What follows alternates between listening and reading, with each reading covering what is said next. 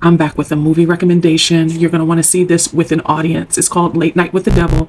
This is one of the best films of the year and one of the better horror films in the last, I'd say, 5 years. It's very creative, and I think you are going to love it. Now, you got to leave the house. It's not streaming yet. This is a Shudder production, so it will eventually stream on Shudder, but I think it is worth it to pay to see it in a theater, to share the experience with a live audience on the biggest screen you can find, and indulge in the energy of seeing it with a live audience. This is something you're also going to want to see twice to get it, because there are a lot of hidden clues about the plot that you might miss the first time. This stars David Dastmalchian, who you've probably seen in Suicide Squad and things here and there. This is my first time seeing him in a starring role.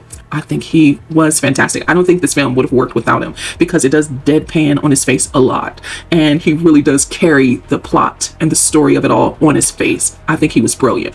Now, this is a period piece. It is a found footage film and a possession horror film.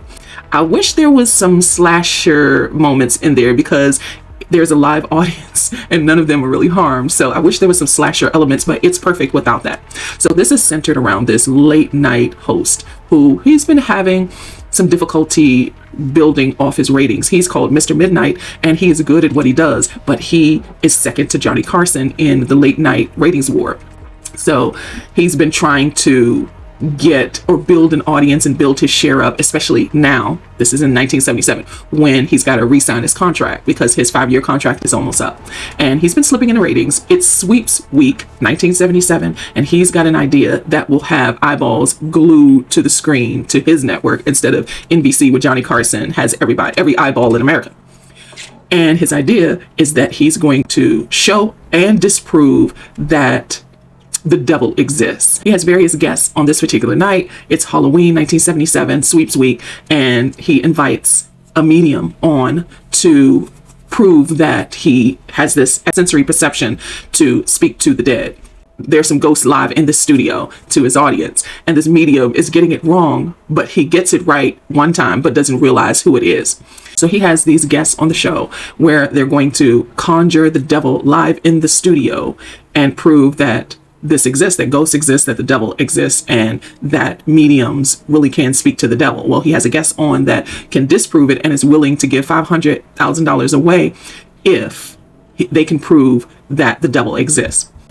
This is such a creative idea. The cinematography really makes this movie work. I don't think this would have worked without the cinematography, because again, this is a period piece from the 70s, and so there is a distinct grainy texture to the contrast of screens back then, and the sound effects and sound design of capturing the sounds you would hear from a live studio audience while you're filming was captured. This is brilliant filmmaking. It looks good. There were some issues with, which I like. I don't think it was a mistake. There are some issues with the CGI that was used, and I think it was intentional, because they maintain the level of technology that was available in the 70s, and the atmosphere of the 70s, the late 70s, that I think was brilliant filmmaking. That's why I think this is one of the best films of the year. And there is a twist at the end. The first time I saw it, I didn't get it. I had to see it again. This has rewatchability. I had to see it again to understand the bookends of the opening and the ending, because there is a huge twist that might make you scratch your head, but I did get it. I'm not going to spoil it here, because seeing it for yourself will help with the experience of seeing this horror film. There are not jump scares so much, but the sound design is created in a way that will have you caught off guard or jumping out of your seat or squirming a little bit in your seat. It's funny and not ha ha ha like a comedy. It does have very humorous moments, because it is a late night talk show and they're so charismatic late night talk show hosts, and I think that's what David Dastmalchian does. He does capture that, the essence of late night talk show hosts back then and even now. I think he does a brilliant job. He really does stand out as a star in this film.